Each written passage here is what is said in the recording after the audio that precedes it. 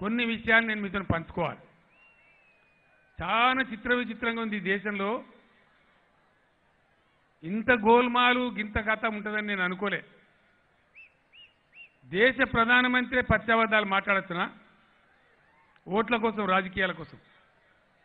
ఘోరాతి ఘోరమైనటువంటి అబద్ధాలు మీరందరూ చూస్తున్నారు.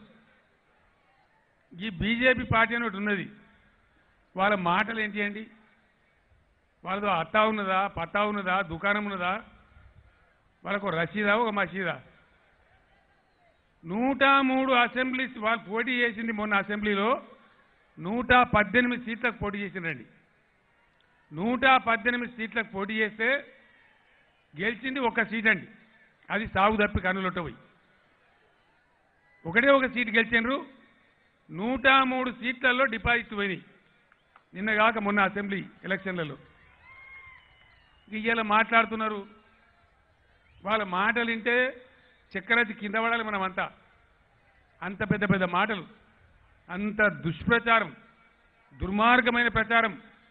అది సోషల్ మీడియా కావచ్చు, ప్రింట్ మీడియా, ఎలక్ట్రానిక్ మీడియా కావచ్చు. ఇవాళ నరేంద్ర మోదీ మహబూబ్ నగర్లో మాట్లాడిన పచ్చి అబద్ధాలు కావచ్చు. ఒకటే మాట చెప్తే దయచేసి మీరు ఆలోచించేయాలి. నరేంద్ర మోదీ గారు మనను చూసే నకలు కొట్టి ఆయుష్మాన్ భవ అని ప్రోగ్రాం తెచ్చిండు. అది ఆకు అందది, పోకకు పొందది. నేను ఆయుష్మాన్ భవ తెస్తే మీ ముఖ్యమంత్రి తీసుకోలేదు. నేను తీసుకోనయా అని చెప్పి ఆయన ముఖమేనే. కారణం ఏంటంటే ఇప్పుడు దొరికే వాళ్ళ దాంట్లో 12 మందికి బంద్ అవుతుంది, 25%కే వస్తుంది. పైసలు కూడా చాలా తక్కువ. మన ఆరోగ్యశ్రీ ఆయుష్మాన్ భారత్ కంటే ఎన్నో రెట్లు గొప్ప పథకం ఉంది.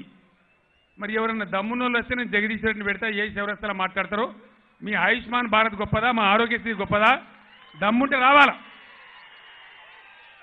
వాటికనే సొల్లు పురాణం. నేను ఆయుష్మాన్ భారత్ పెడతా అన్నా. ఒక్క మాట అడుగుతున్నా దయచేసి, ఊకే 96 వద్దు. 5 ఏళ్ళు అయింది గడిచి. ఇప్పుడు నరేంద్ర మోదీ ఏం పని జరిగిందండి దేశానికి? మీకు దండం పెడితే మీరు అందరూ ఆలోచించేయాలి. సభలో ఉన్నోళ్ళు కానీ, నా స్పీచ్ టీవీలో వినేటోళ్ళు కానీ, ఏం జరిగింది అని నేను అడుగుతా ఉన్నా. వట్టి మాటలు, గోల్మాల్, గందరగోళం. ఓ డబ్బా గులకరాలే చూపినట్టు లొల్లి లొల్లి. ఏం చేసిండ్రు మోడీ గారు? మీరు రైతులకు ఏమన్నా చేసిండ్రా? దళితులకు ఏమన్నా చేసిండ్రా? గిరిజనులకు ఏమన్నా చేసిండ్రా? ముస్లిం మైనార్టీలకైతే మీరు చేయనే చేయరు. బీసీల కోసం ఇప్పుడు ఒక మాట మీరు అందరు గమనించాలి దయచేసి. 2 పార్టీలండి. ఇప్పుడు ఏమంటారు ఈయన నరేంద్ర మోడీ స్లోగన్ ఏంది? కాంగ్రెస్ లేని భారతదేశం చేస్తారట ఆయన. కాంగ్రెస్ వాళ్ళ స్లోగన్ ఏంది? నరేంద్ర మోదీని గద్దె తీస్తాం. ఈయన ఎక్కిన గంతే, ఆయన ఎక్కిన గంతే.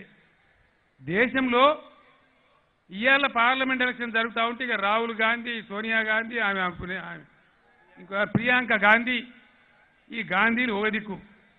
ఈ మోదీ ఎంబడి ఆయన ఏంది? ఇప్పుడు ఏం పేరు పెట్టుకుని ఛాయ్ వాళ్ళ పోయింది. ఇప్పుడు చౌకీదార్ వచ్చింది. ఇక చౌకీదారులను తోదిక్కు మైకులు వలుగుతా ఉన్నాయి రోజు దేశంలో.